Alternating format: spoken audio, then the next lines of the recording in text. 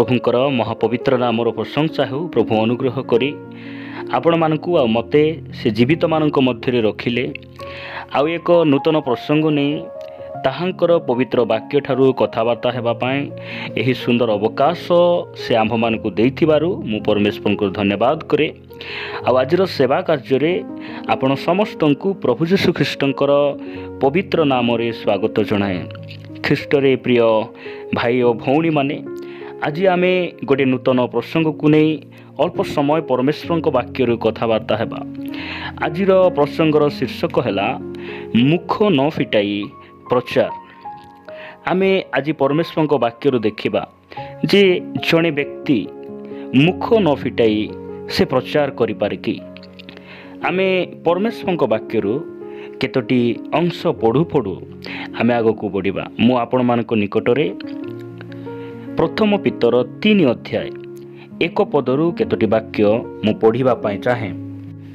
एठारे ए प्रकार लिखा जाए, सेही परी हे भार्या माने तुम्भे माने आपणा आपणा स्वामींकर बसीभूता हुओ, जेपरी सेमानंक मध्यरु केही केही वाक्यर अनाज्ञा बह हेले सुदा तुम्भमानंकर सभय सदाचरण देखि वाक्य बिनु आपणा आपणा भार्यार आचरण द्वारा परिवर्तित हेबे।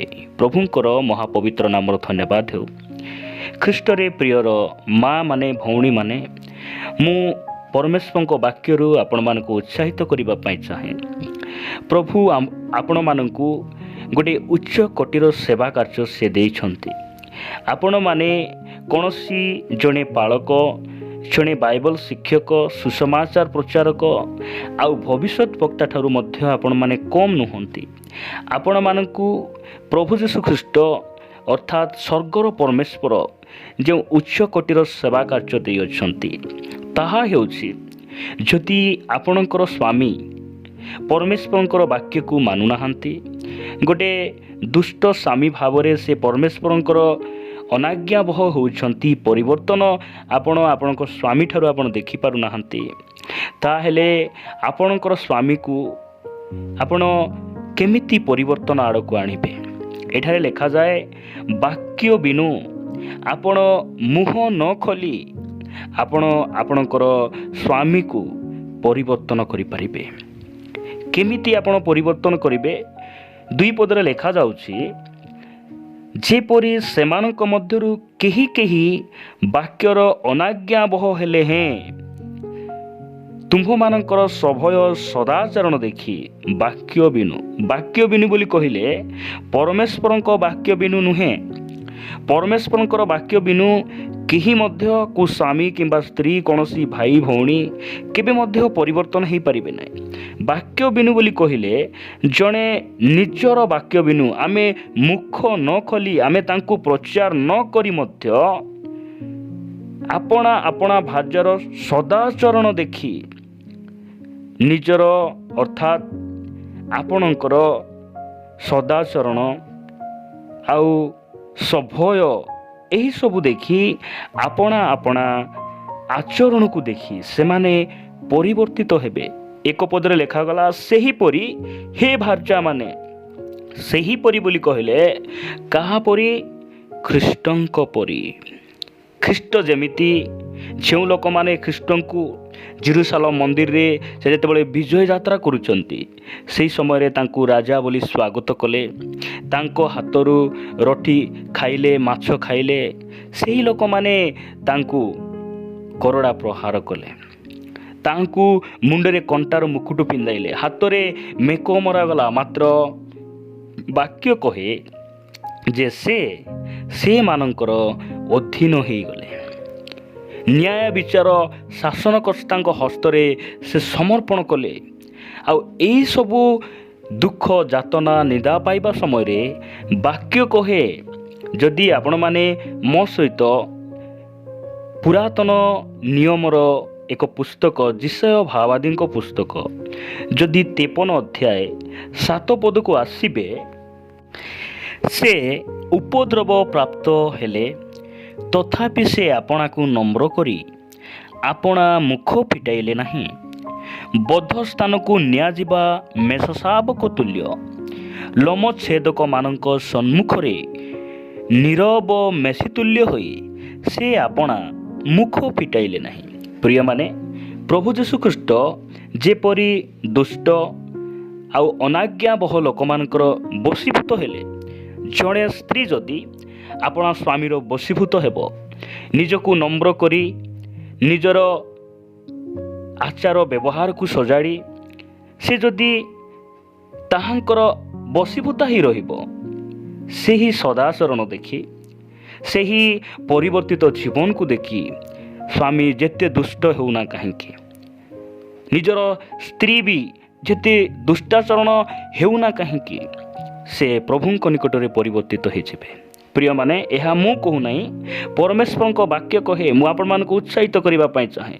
ଯଦି ଆପଣ ସ୍ତ୍ରୀ ଆପଣଙ୍କର ସ୍ୱାମୀର ଜୀବନ ଭଲ ନାହିଁ, ଯଦି ଆପଣ ସ୍ୱାମୀ ଆପଣଙ୍କ ସ୍ତ୍ରୀର ଜୀବନ ଭଲ ନାହିଁ, ତାହେଲେ ଆପଣ ପ୍ରଚାର କରି କରି କରି ହାଲିଆ ହେବା ଅପେକ୍ଷା ଯଦି ନିଜର ଗୁପ୍ତ ସ୍ୱଭାବ ତଳକୁ ଲେଖାଯାଏ, ଯଦି ଆପଣ ସେହି ପ୍ରଥମ ପିତର 3:4 ପଢ଼ିବେ, ହୃଦୟର ଯେଉଁ କୋମଳ ଓ ଶାନ୍ତିଯୁକ୍ତ ଗୁପ୍ତ ସ୍ୱଭାବ ଈଶ୍ୱରଙ୍କ ଦୃଷ୍ଟିରେ ବହୁମୂଲ୍ୟ, ତାହା ହିଁ ତୁମ୍ଭମାନଙ୍କର ଅକ୍ଷୟ ଭୂଷଣ ହେଉ।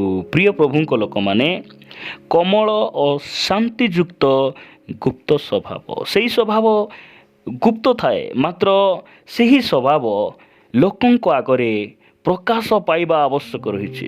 ଅନେକ ସମୟରେ ଅନେକ ଭଉଣୀମାନେ ସେମାନଙ୍କୁ ପରିବର୍ତ୍ତନ କରିବାର କୌଣସି ଗୋଟିଏ ମନୋଭାବ ନେଇ ସେମାନଙ୍କୁ ବାହା ହୋଇଗଲେ, ସେମାନଙ୍କ ସହିତ ଅଛନ୍ତି, ଅନେକ ପ୍ରଚାର କରି କରି ସେମାନେ ପାଣି ପିଇ ପିଇ ପ୍ରଚାର କରି ତାଙ୍କର ତଣ୍ଟି ଶୁଖି ଯାଉଛି। ସେମାନେ ସ୍ୱାମୀକୁ ପରିବର୍ତ୍ତନ ଆଡ଼କୁ ଆଣିପାରୁନାହାନ୍ତି, ସ୍ତ୍ରୀକୁ ପରିବର୍ତ୍ତନ ଆଡ଼କୁ ଆଣିପାରୁନାହାନ୍ତି। କାହିଁକି? ଆମେ ମୁଖ ଫିଟାଇବାରେ ତତ୍ପର, ମାତ୍ର ମୁଖ ବନ୍ଦ କରି ଆମମାନଙ୍କର ଶାନ୍ତିଯୁକ୍ତ ଗୁପ୍ତ ସ୍ୱଭାବକୁ ଆମେ ଯେପରି ତାହାଙ୍କ ନିକଟରେ ପ୍ରକାଶ କରିବା, ଆମର ସଦାଚରଣକୁ ସଜାଡ଼ିବା, ଆମମାନଙ୍କର ପ୍ରାର୍ଥନା ଜୀବନକୁ ଠିକ୍ କରିବା, ଉପବାସ ଜୀବନକୁ ଠିକ୍ କରିବା, ଏହି କଥା ସେମାନେ ଭୁଲି ଯାଇଛନ୍ତି। ପ୍ରିୟ ପ୍ରଭୁଙ୍କ ଲୋକମାନେ, ଯଦି ଆପଣମାନେ ଏବ୍ରି ପୁସ୍ତକରେ 11 ଅଧ୍ୟାୟରେ ଗୋଟେ ବାକ୍ୟ ଆପଣ ପଢ଼ିବେ, ଏବ୍ରି ପୁସ୍ତକ 11 ଅଧ୍ୟାୟ 4 ପଦରେ ଏହି ପ୍ରକାର ଲେଖାଯାଉଛି, ବିଶ୍ୱାସ ଦ୍ୱାରା ହେବଲ ଈଶ୍ୱରଙ୍କ ଛାମୁରେ କଇନ ଅପେକ୍ଷା ଉତ୍କୃଷ୍ଟ ବଳି ଉତ୍ସର୍ଗ କଲେ ଓ ତୋ ଦ୍ୱାରା ସେ ଧାର୍ମିକ ବୋଲି ସାକ୍ଷ୍ୟ ପାଇଲେ। ଈଶ୍ୱର ନିଜେ ତାଙ୍କ ଦାନ ସମ୍ବନ୍ଧରେ ସାକ୍ଷ୍ୟ ଦେଲେ, ଆଉ ସେ ମୃତ ହେଲେ ହେଁ ବିଶ୍ୱାସ ଦ୍ୱାରା ଆଜି ପର୍ଯ୍ୟନ୍ତ କଥା କହୁଅଛନ୍ତି। ପ୍ରିୟ ପ୍ରଭୁଙ୍କ ଲୋକମାନେ, ହେବଲ ଆମ୍ଭମାନଙ୍କ ମଧ୍ୟରେ ନାହାନ୍ତି, ସେ ମୃତ୍ୟୁବରଣ କଲେ, ସେ ପ୍ରଭୁଙ୍କ ନିକଟରେ ସେ ବିଶ୍ରାମ ପାଉଛନ୍ତି, ମାତ୍ର ଆଜି ଜୀବିତ ଥିଲା ପରି ସେ ଆମମାନଙ୍କ ନିକଟରେ କଥା ହେଉଅଛନ୍ତି। ହେବଲଙ୍କ ଜୀବନରୁ ଆମେ ଶିଖୁଛୁ। ସେଥିପାଇଁ ଆମ୍ଭମାନଙ୍କର କଥା ଯେ ଅନ୍ୟକୁ ପରିବର୍ତ୍ତନ କରିପାରେ ନାହିଁ, ଆମମାନଙ୍କର ଉଚ୍ଚାରଣ ଅନ୍ୟକୁ ପରିବର୍ତ୍ତନ କରିପାରେ ନାହିଁ, ମୋର ସ୍ତ୍ରୀକୁ ମୋର ସ୍ୱାମୀକୁ ପରିବର୍ତ୍ତନ କରେ ନାହିଁ। କିନ୍ତୁ ମୁଁ କହିବା ପାଇଁ ଚାହେଁ, ଆପଣଙ୍କର ଆଚରଣ, ମୋର ଆଚରଣ ଅନ୍ୟକୁ ପରିବର୍ତ୍ତନ କରିବାରେ ସକ୍ଷମ ହୋଇଥାଏ। ଆଜି ଆମେ ଦେଖୁଛୁ ଯେ ମୁଖ ନ ଫିଟାଇ ପ୍ରଚାର। ପ୍ରିୟ ପ୍ରଭୁଙ୍କ ଲୋକମାନେ, ହେବଲ ଆଜି ସେ କି ଆମଠାରେ ବଞ୍ଚିଛନ୍ତି?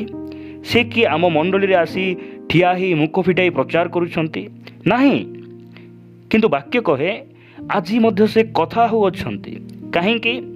ତାହାଙ୍କ ପାଖରେ ଯେଉଁ ସରଳ ଗୁପ୍ତ ସ୍ୱଭାବ, ଈଶ୍ୱର ଭୟକାରୀ, ବାକ୍ୟ କହେ ଯେ ହେବଲଙ୍କର ଦାନକୁ ଗ୍ରହଣ କରିବା ପୂର୍ବରୁ ପ୍ରଭୁ ହେବଲଙ୍କୁ ଗ୍ରହଣ କଲେ। କାହିଁକି ଗ୍ରହଣ କଲେ? ତାଙ୍କ ଭିତରେ ଯେଉଁ କୋମଳ ହୃଦୟ ଥିଲା, ପ୍ରଭୁଙ୍କ ପ୍ରତି ଯେଉଁ ଭୟ ଭକ୍ତିର ହୃଦୟ ଥିଲା, ସେଥିପାଇଁ ଆଜି ହେବଲ ଆମମାନଙ୍କ ମଧ୍ୟରେ ନାହାନ୍ତି। ସେ ଫୁଲଫିଟ୍ରେ ଠିଆ ହେଉନାହାନ୍ତି, ଆମକୁ ଆସି କେବେ ଦେଖା ଦେଉନାହାନ୍ତି, ମାତ୍ର ସେ କଥା ହେଉଛନ୍ତି। ପ୍ରିୟମାନେ, ଆପଣ ଆପଣଙ୍କର ସ୍ୱାମୀକୁ କଥା ହେଲା ବେଳେ ନିଜର ସ୍ୱଭାବ ଦ୍ୱାରା, ନିଜର ଆଚରଣ ଦ୍ୱାରା ଆପଣ ଆଉ ମୁଁ କଥା ହେବାର ଆବଶ୍ୟକ ରହିଛି, ଯାହାକି ପ୍ରଭୁ ଯୀଶୁଖ୍ରୀଷ୍ଟ ତାହାଙ୍କର ପାର୍ବତ୍ୟ ଉପଦେଶରେ, ଯଦି ଆପଣ ପଢ଼ିବେ ମାଥିଉ ଲିଖିତ ସୁସମାଚାର 5 ଅଧ୍ୟାୟରେ ସେ ପ୍ରକାର କହନ୍ତି। 5 ଅଧ୍ୟାୟ ଯଦି 16 ପଦ ପଢ଼ିବେ, ଏମିତି ଲେଖାଯାଏ, ସେହି ପ୍ରକାରେ ତୁମ୍ଭମାନଙ୍କର ଆଲୋକ ଲୋକଙ୍କ ସାକ୍ଷାତରେ ପ୍ରକାଶ ପାଉ, ଯେପରି ସେମାନେ ତୁମ୍ଭମାନଙ୍କ ସତ୍କର୍ମ ଦେଖି ତୁମ୍ଭମାନଙ୍କ ସ୍ୱର୍ଗସ୍ଥ ପିତାଙ୍କର ମହିମା କୀର୍ତ୍ତନ କରିବେ। ପ୍ରିୟ ପ୍ରଭୁଙ୍କ ଲୋକମାନେ, ସେ କହନ୍ତି ତୁମ୍ଭେମାନେ ପୃଥିବୀର ଲବଣ, ତୁମ୍ଭେମାନେ ଜଗତର ଜ୍ୟୋତି। ଆମେ ପରିବାରର ଜ୍ୟୋତି ଅଟୁ, ଆମେ ମଣ୍ଡଳୀର ଜ୍ୟୋତି ଅଟୁ, ଆମେ ଜଗତର ଜ୍ୟୋତି ଅଟୁ। ଦୁଃଖର ବିଷୟ, ଆଜି ଅନେକ ଲୋକ ପେଣ୍ଟିକଷ୍ଟର ଜ୍ୟୋତି ହେଲେ, ଲୁଥରାନର ଜ୍ୟୋତି ହେଲେ, ମାତ୍ର ପ୍ରଭୁ ଆମମାନଙ୍କୁ କୌଣସି ଡିନୋମିନେସନର ଜ୍ୟୋତି ଭାବରେ ସେମାନଙ୍କୁ ବାଛି ନାହାନ୍ତି। ଆମେ ଜଗତର ଜ୍ୟୋତି ଅଟୁ। ଲେଖାଯାଏ, ତୁମ୍ଭମାନଙ୍କର ସତ୍କର୍ମ ଦେଖି, ତୁମ୍ଭମାନଙ୍କର ପ୍ରଚାର ଦେଖି ନାହିଁ, ତୁମ୍ଭମାନଙ୍କର ପିନ୍ଧାହଳା ଦେଖି ନାହିଁ, ତୁମର ବାହ୍ୟଭୂଷଣକୁ ଦେଖି ନାହିଁ, ତୁମ୍ଭର ସତ୍କର୍ମ। ଆଜି ଆପଣ ନିଜ ସ୍ୱାମୀକୁ, ନିଜ ସ୍ତ୍ରୀକୁ ଆପଣ କେତେ ପରାମର୍ଶ ଦେଇଥିବେ, କେତେ ଶିକ୍ଷା ଦେଇଥିବେ, କିନ୍ତୁ ଶିକ୍ଷା ଦେବା, ପରାମର୍ଶ ଦେବା ଭୁଲ ନୁହେଁ। ମୁଁ କହୁନାହିଁ ଆପଣ ଶିଖାନ୍ତୁ ନାହିଁ, ପରାମର୍ଶ ଦିଅନ୍ତୁ ନାହିଁ, ମୁଁ କହୁନାହିଁ। ମାତ୍ର ଆପଣମାନେ ଆଉ ମୁଁ ଯାହାକୁ ପରାମର୍ଶ ଦେଉଛୁ, ଶିଖାଉଛୁ, ସେ ଶିକ୍ଷା ଅନୁଯାୟୀ ଆମମାନଙ୍କର ଆଚରଣ ଠିକ୍ ଅଛି ତ? ଆମର ସ୍ୱଭାବ ଠିକ୍ ଅଛି ତ? ପ୍ରିୟ ପ୍ରଭୁଙ୍କ ଲୋକମାନେ, ପ୍ରଭୁ କହନ୍ତି ତୁମ୍ଭମାନଙ୍କର ସତ୍କର୍ମ ଦେଖି ତୁମ୍ଭମାନଙ୍କ ସ୍ୱର୍ଗସ୍ଥ ପିତାଙ୍କର ମହିମା କୀର୍ତ୍ତନ କରିବେ। ଲୋକମାନଙ୍କ ଆଗରେ ଆମର ସ୍ୱଭାବକୁ ପ୍ରକାଶ ହେବାର ଆବଶ୍ୟକ ରହିଛି। ଆମର କଥାବାର୍ତ୍ତା ନାହିଁ, ଆମର ଶିକ୍ଷା ନାହିଁ, ଆମମାନଙ୍କର ଉଚ୍ଚାରଣ ନାହିଁ, ଆମର ଆଚରଣ। ଲୋକମାନଙ୍କ ଆଗରେ, କେଉଁ ଲୋକମାନଙ୍କ ଆଗରେ? ଯଦି ଆପଣ ସେହି ପ୍ରଥମ ପିତର 2 ଅଧ୍ୟାୟ ଦେଖିବେ, ସେହି ପ୍ରଥମ ପିତର 2 ଅଧ୍ୟାୟର ତାର 12 ପଦରେ ଏ ପ୍ରକାର ଲେଖାଯାଏ, ତୁମ୍ଭେମାନେ ବିଜାତିମାନଙ୍କ ମଧ୍ୟରେ ସଦାଚରଣ କର, ଯେପରି ସେମାନେ ଯେଉଁ ବିଷୟରେ ତୁମ୍ଭମାନଙ୍କୁ ଦୁଷ୍କର୍ମକାରୀ ବୋଲି ନିନ୍ଦା କରନ୍ତି, ତୁମ୍ଭମାନଙ୍କର ସୁକର୍ମ ଦେଖି ସେହି ବିଷୟରେ କୃପାଦୃଷ୍ଟି ଦିନରେ ଈଶ୍ୱରଙ୍କର ଗୌରବ କରିବେ। ପ୍ରିୟ ପ୍ରଭୁଙ୍କ ଲୋକମାନେ, ବିଜାତି ଲୋକମାନେ ମଧ୍ୟ ପ୍ରଭୁଙ୍କର ଗୌରବ କରିବେ। କେତେବେଳେ? ଆମ୍ଭମାନଙ୍କର ସୁକର୍ମ ଦେଖି, ଆମ୍ଭମାନଙ୍କର ପବିତ୍ରତା ଦେଖି। ଆପଣ ମୁଖ ନ ଫିଟାଇ କେମିତି ପ୍ରଚାର କରିବେ? ନିଜର ଆଚରଣ ଦ୍ୱାରା। ଯଦି ଆପଣଙ୍କୁ ବିନା ଦୋଷରେ କିଏ ଗାଳି କରୁଛି, ନିନ୍ଦା କରୁଛି, ଅପମାନ କରୁଛି, ଯଦି ଆପଣ ମୁଖ ଫିଟାଉ ନାହାନ୍ତି, ତାହେଲେ ଆପଣ କୌଣସି ସୁସମାଚାର ପ୍ରଚାରକ ଠାରୁ ଆପଣ କମ୍ ନୁହନ୍ତି। ପୂର୍ବରେ ଆପଣମାନଙ୍କର ଜୀବନଶୈଳୀ କେମିତି ଥିଲା? ଯଦି ଆପଣ ସେହି ପୁରାତନ ସ୍ୱଭାବରୁ ବାହାରି ଆସିଛନ୍ତି, ଆପଣ ଆଉ ନାଶ ଖାଉନାହାନ୍ତି, ଆପଣ ଆଉ ଗୁଟକା ଚୁବାଉ ନାହାନ୍ତି, ଯଦି ଆପଣ ଟିଭି ସିରିଏଲ୍ ଠାରୁ ମୁକ୍ତ ହୋଇଛନ୍ତି, ତାହେଲେ ଆପଣମାନଙ୍କର କଥା ନୁହେଁ, ଆପଣମାନଙ୍କର ସେହି ସବୁ ପରିବର୍ତ୍ତନର କାର୍ଯ୍ୟକୁ ଦେଖି ମଣ୍ଡଳୀର ଅନ୍ୟମାନେ ମଧ୍ୟ ଆପଣଙ୍କ ଠାରୁ ଶିକ୍ଷା ପାଇବେ। ପ୍ରିୟମାନେ, ପ୍ରଭୁଙ୍କର ପବିତ୍ର ନାମର ପ୍ରଶଂସା ହେଉ। ସେଥିପାଇଁ ପ୍ରଭୁ ଯୀଶୁଖ୍ରୀଷ୍ଟ ଯେ ସମୟରେ ସେ କ୍ରୁଶରେ ଥିଲେ, ସେ ମୁଖ ଫିଟାଇଲେ ନାହିଁ, ମୁଖ ନ ଫିଟାଇ ସେ ପ୍ରଚାର କରୁଛନ୍ତି। ମୁଁ ଆପଣମାନଙ୍କୁ ମାଥ୍ୟୁ ଲିଖିତ ସୁସମାଚାର 27 ଅଧ୍ୟାୟକୁ ନେବା ପାଇଁ ଚାହେଁ। ମାଥ୍ୟୁ ଲିଖିତ ସୁସମାଚାର 27 ଅଧ୍ୟାୟ 45 ପଦ। ସତ ସେନାପତି ଓ ତାଙ୍କ ସାଙ୍ଗରେ ଯେଉଁମାନେ ଯୀଶୁଙ୍କୁ ଜଗିଥିଲେ, ସେମାନେ ଭୂମିକମ୍ପାଦି ଘଟଣା ଦେଖି ଅତ୍ୟନ୍ତ ଭୀତ ହୋଇ କହିଲେ, ସତ୍ୟ ଏ ଈଶ୍ୱରଙ୍କ ପୁତ୍ର ଥିଲେ। ଏହି କଥା କେଉଁମାନେ କହୁଛନ୍ତି? ଯେଉଁମାନେ ଯୀଶୁଙ୍କୁ କ୍ରୁଶରେ ଚଢ଼ାଇଛନ୍ତି, ସେମାନେ ଯୀଶୁଙ୍କୁ କହୁଛନ୍ତି। ଯୀଶୁ କ୍ରୁଶ ଉପରୁ ସେ ସମୟ ଥିଲା, ସେ ପ୍ରଚାର କଲେ, ସମୟ ଥିଲା ସେ ଅନେକ କଥା କହି ସାକ୍ଷ୍ୟ ଦେବାରେ ସେ ଲାଗିଲେ, ମାତ୍ର ଏମାନେ ତାହାଙ୍କର ସାକ୍ଷ୍ୟକୁ ଗ୍ରହଣ କଲେ ନାହିଁ। ପ୍ରଭୁ ଯୀଶୁଖ୍ରୀଷ୍ଟଙ୍କର ସେ ବାକ୍ୟକୁ ଏମାନେ ଗ୍ରହଣ କଲେ ନାହିଁ। ଆଉ ପ୍ରଭୁଙ୍କୁ ତୁମେ ଯେ ଈଶ୍ୱରଙ୍କ ପୁତ୍ର, ଏହି କଥା ସେମାନେ ବିଶ୍ୱାସ ନ କରି ଯୀଶୁଙ୍କୁ ବିରୋଧ କରି କ୍ରୁଶରେ ଚଢ଼ାଇ ଦେଲେ। ମାତ୍ର ବାକ୍ୟ କହେ ଯେ ସେ ଜଣେ ମେଷ ପରି ମୁଖ ଫିଟାଇଲେ ନାହିଁ। କ୍ରୁଶରେ ସେ ଅନେକ ଘଣ୍ଟା ଧରି ସେ କ୍ରୁଶରେ ଝୁଲୁଛନ୍ତି, ଆଉ ସେହି ସମୟରେ ସେ ମୁଖ ଫିଟାଉ ନାହାନ୍ତି, ମାତ୍ର ସେ ପ୍ରଚାର କରୁଛନ୍ତି। କ'ଣ ପ୍ରଚାର କରୁଛନ୍ତି? ଯେ ସେ ପ୍ରକୃତରେ ଈଶ୍ୱରଙ୍କ ପୁତ୍ର ଅଟନ୍ତି। ସେ ମୁଖ ଫିଟାଇ ଏ କଥା କହୁନାହାନ୍ତି, ମାତ୍ର ନିଜେ ଯେଉଁମାନେ ତାଙ୍କୁ କ୍ରୁଶରେ ଚଢ଼େଇକିନା ଜଗିଛନ୍ତି, ସେହି ସତ ସେନାପତି ଆଉ ତାଙ୍କର ସଙ୍ଗୀ ଲୋକମାନେ କହୁଛନ୍ତି, ସତ୍ୟ ଏ ଈଶ୍ୱରଙ୍କର ପୁତ୍ର ଥିଲେ। ପ୍ରିୟମାନେ, ଆପଣ ପରିବାରରେ ଅଶାନ୍ତି ହେଲାବେଳେ, କଲି ଝଗଡ଼ା ହେଲାବେଳେ, ମଣ୍ଡଳୀ ମଧ୍ୟରେ ଏ ପ୍ରକାର କୌଣସି ଅଶାନ୍ତି ସମୟରେ, କୋଳାହଳ ସମୟରେ ଆପଣ ଯଦି ମୃଦୁ ଭାବରେ ଅଛନ୍ତି, ଆପଣ ନମ୍ର ଭାବରେ ଅଛନ୍ତି, କୌଣସି ସାମାଜିକ ସମସ୍ୟା ଗ୍ରାମ ମଧ୍ୟରେ କୌଣସି ଅଘଟଣ ଘଟିବା ସମୟରେ ଯଦି ଆପଣ ଧୈର୍ଯ୍ୟ ସହକାରେ ଅଛନ୍ତି, ଅନ୍ୟମାନେ ଚମତ୍କୃତ ହେବେ ଆଉ କହିବେ ଏମାନେ ପ୍ରକୃତ ଜଣେ ଧାର୍ମିକ ଲୋକମାନେ ଅଟନ୍ତି। ଏହି ଭାଇ ଏହି ଭଉଣୀ ଜଣେ ପ୍ରକୃତ ଧାର୍ମିକ ଅଟେ, ଏହି କଥା ସେମାନେ ସ୍ୱୀକାର କରିବେ। କିନ୍ତୁ ଆମେ ମୁଖ ଫିଟାଇ ଯଦି ସେମାନଙ୍କ ସହିତ ଯୁକ୍ତିତର୍କ କରିବା, ଆମେ କି ପ୍ରକାର ଭାବରେ ଆମେ ତାଙ୍କୁ ଶିକ୍ଷା ଦେଉ, କି ପ୍ରକାର ଭାବରେ ଆମେ ପରାମର୍ଶ ଦେଉ। ପ୍ରିୟ ପ୍ରଭୁଙ୍କ ଲୋକମାନେ, ମୁଁ ଆପଣମାନଙ୍କୁ ଉତ୍ସାହିତ କରିବା ପାଇଁ ଚାହେଁ, ପ୍ରଭୁ ଯୀଶୁଖ୍ରୀଷ୍ଟ ମୁଖ ଫିଟାଇଲେ ନାହିଁ, ମାତ୍ର ସେ ଶିକ୍ଷା ଦେଲେ। ମାଥିଉ ଲିଖିତ ସେହି 27 ଅଧ୍ୟାୟ, ଯଦି ମାଥିଉ ଲିଖିତ ସୁସମାଚାର 27 ଅଧ୍ୟାୟ 12-14 ପଦ ଯଦି ଆପଣ ପଢ଼ିବେ, ଏଠାରେ ଏ ପ୍ରକାର ଲେଖାଯାଉଛି, ଆଉ ପ୍ରଧାନ ଯାଜକ ଓ ପ୍ରାଚୀନ ବର୍ଗ ତାହାଙ୍କ ବିରୁଦ୍ଧରେ ଅଭିଯୋଗ କରନ୍ତେ ସେ କୌଣସି ଉତ୍ତର ଦେଲେ ନାହିଁ, ସେ ମୁଖ ଫିଟାଇଲେ ନାହିଁ। ସେ ଯେଉଁ ସମୟରେ ବିଚାରିତ ହେଉଛନ୍ତି, ସେ ଯେ କୌଣସି ଭୁଲ କରିଥିଲେ, ପାପ କରିଥିଲେ ବୋଲି ସେ ବିଚାରିତ ହେଉଥିଲେ ତାହା ନୁହେଁ। ଆମେ ଭୁଲ କରିଥିଲୁ, ସେଥିପାଇଁ ଆମ ପାଇଁ ଆମ ଜାଗାରେ ସେ ବିଚାରିତ ହେଲେ, ଆଉ ସେ କ'ଣ କଲେ ନାହିଁ, କୌଣସି ଉତ୍ତର ଦେଲେ ନାହିଁ, ମୁଖ ସେ ଫିଟାଇଲେ ନାହିଁ। 13 ପଦରେ ଲେଖାଯାଏ, ସେଥିରେ ପିଲାତ ତାହାଙ୍କୁ କହିଲେ, ଏମାନେ ତୁମ ବିରୁଦ୍ଧରେ କେତେ ସାକ୍ଷ୍ୟ ଦେଉଅଛନ୍ତି, ତାହା କି ଶୁଣୁନାହଁ? ପ୍ରିୟ ପ୍ରଭୁଙ୍କ ଲୋକମାନେ, 14 ପଦରେ ଲେଖାଯାଏ, ମାତ୍ର ସେ ତାହାଙ୍କୁ ଗୋଟିଏ କଥା ହିଁ ପଦେ ହେଲେ ଉତ୍ତର ଦେଲେ ନାହିଁ। ସେଥିରେ ଶାସନକର୍ତ୍ତା ଅତ୍ୟନ୍ତ ଚମତ୍କୃତ ହେଲେ। ଆଜି ଆମକୁ ଦେଖି କିଏ ଚମତ୍କୃତ ହେଉଛି? ଆମକୁ ଦେଖି କିଏ ପରିବର୍ତ୍ତିତ ହେଉଛି? କିଏ ଭୟ କରୁଛି? ଆଜି ପ୍ରିୟ ପ୍ରଭୁଙ୍କ ଲୋକମାନେ, ପରମେଶ୍ୱରଙ୍କ ବାକ୍ୟ ଆଜି ଆମମାନଙ୍କୁ କହେ, ଆମେ ଯେପରି ଅନ୍ୟକୁ ପ୍ରଭୁଙ୍କ ନିକଟରେ ଆଣିବା, ଆମମାନଙ୍କର ବୁଦ୍ଧି, ବଳ, ଜ୍ଞାନ, ମୋଟିଭେସନାଲ ପ୍ରଚାର ଏସବୁ ଦ୍ୱାରା କେବେ ମଧ୍ୟ ଆମେ ପ୍ରଭୁଙ୍କ ନିକଟକୁ ଆଣିପାରିବା ନାହିଁ। ଲୋକମାନଙ୍କୁ ଆମେ କେବେ ମଧ୍ୟ ପ୍ରଭୁଙ୍କ ନିକଟରେ ଆକର୍ଷଣ କରିପାରିବା ନାହିଁ।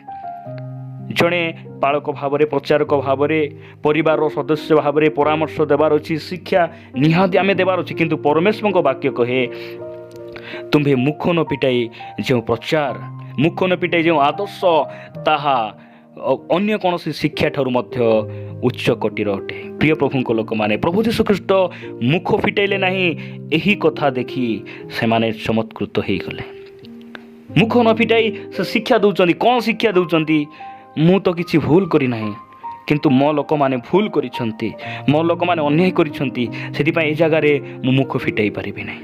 ପ୍ରିୟ ପ୍ରଭୁଙ୍କ ଲୋକମାନେ, ପ୍ରଭୁ ଆମମାନଙ୍କୁ ଏହି ପ୍ରକାର ପ୍ରେମ କରି ସେ କହନ୍ତି, ଯଦି ଆପଣମାନେ ଲୁକଲିଖିତ ସୁସମାଚାର 23 ଅଧ୍ୟାୟକୁ ଆସିବେ, ଲୁକଲିଖିତ ସୁସମାଚାର 23 ଅଧ୍ୟାୟ ତାର 39 ପଦରୁ 43 ପଦ ପର୍ଯ୍ୟନ୍ତ ଯଦି ଆମେ ପଢ଼ିବା, ଏଠାରେ ଏ ପ୍ରକାର ଲେଖାଯାଏ, ଆଉ କ୍ରୁଶରେ ଚଢ଼ାଯାଇଥିବା ଦୁଷ୍କର୍ମକାରୀମାନଙ୍କ ମଧ୍ୟରୁ ଜଣେ ତାହାଙ୍କୁ ନିନ୍ଦା କରି କହିବାକୁ ଲାଗିଲା, ତୁ କ'ଣ ଖ୍ରୀଷ୍ଟ ନହୁଁ?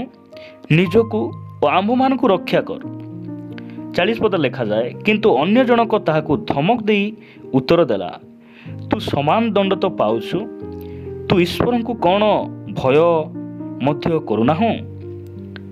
41 ପଦ ଲେଖାଯାଏ, ଆଉ ସେମାନେ ସିନା ନ୍ୟାୟ ଭାବରେ ଆଉ ଆମ୍ଭେମାନେ ସିନା ନ୍ୟାୟ ଭାବରେ ଦଣ୍ଡ ଭୋଗୁଅଛୁ, କାରଣ ଆମ୍ଭେମାନେ ନିଜ ନିଜ କର୍ମର ସମୁଚିତ ଫଳ ପାଉଛୁ, କିନ୍ତୁ ଏହି ବ୍ୟକ୍ତି କୌଣସି ଦୋଷ କରି ନାହାନ୍ତି। ପୁଣି ସେ କହିଲା, ହେ ଯୀଶୁ, ଆପଣ ନିଜ ରାଜ୍ୟରେ ପ୍ରବେଶ କଲେ ମୋତେ ସ୍ମରଣ କରିବେ। 43 ପଦ ଲେଖାଯାଏ, ସେଥିରେ ସେ ତାହାଙ୍କୁ କହିଲେ, ମୁଁ ତୁମକୁ ସତ୍ୟ କହୁଅଛି, ଆଜି ତୁମ୍ଭେ ମୋହର ସହିତ ପାରାଦୀସରେ ଉପସ୍ଥିତ ହେବ। କ୍ରୁଶରେ ଝୁଲୁଥିବା ସମୟରେ ଦୁଇଟି ଚୋରକୁ ମୁଖ ଫିଟାଇ ସେ ଶିକ୍ଷା ଦେଉନାହାନ୍ତି, ଦେଖ ତୁମର ମରିବାର ସମୟ ହୋଇଗଲା, ତୁମେ ମରିଗଲା ପରେ ତୁମେ ଯେଉଁ ପାପ କରିଛ, ଦଣ୍ଡ କରିଛ, ନରକକୁ ପଳାଇବ, ଏହି କଥା ସେ ମୁଖ ଫିଟାଇ କହୁନାହାନ୍ତି। ମାତ୍ର ଜଣେ ନ ବୁଝିଲେ ମଧ୍ୟ, ଜଣେ ତାହାଙ୍କର କଥାକୁ ଦେଖି, ତାହାଙ୍କର ସେହି କ୍ରୁଶୀୟ ମୃତ୍ୟୁ, ନିଜର ସମର୍ପଣ ଜୀବନ, ନମ୍ରତାକୁ ଦେଖି ଜଣେ କହୁଛି ଯେ ଏ କୌଣସି ପାପ କରିନାହାନ୍ତି, ଏ ଈଶ୍ୱର ଅଟନ୍ତି, ମାତ୍ର ସେ ଦଣ୍ଡ ଭୋଗୁଛନ୍ତି। ଏହି କଥା ଜଣେ ବୁଝିପାରୁଛି। ତାହାଙ୍କର ପ୍ରଚାରରୁ ନାହିଁ, ତାହାଙ୍କର ଏହିସବୁ ସ୍ୱଭାବ, ନମ୍ରତା, ମୃଦୁତା, କୃଷ ଉପରେ ଅନ୍ୟକୁ କ୍ଷମା ଦେବାର ଏସବୁ ବିଷୟ ଦେଖି ଜଣେ ପରିବର୍ତ୍ତିତ ହୋଇଯାଉଛି ଆଉ ସେ ପ୍ରଭୁଙ୍କ ସହିତ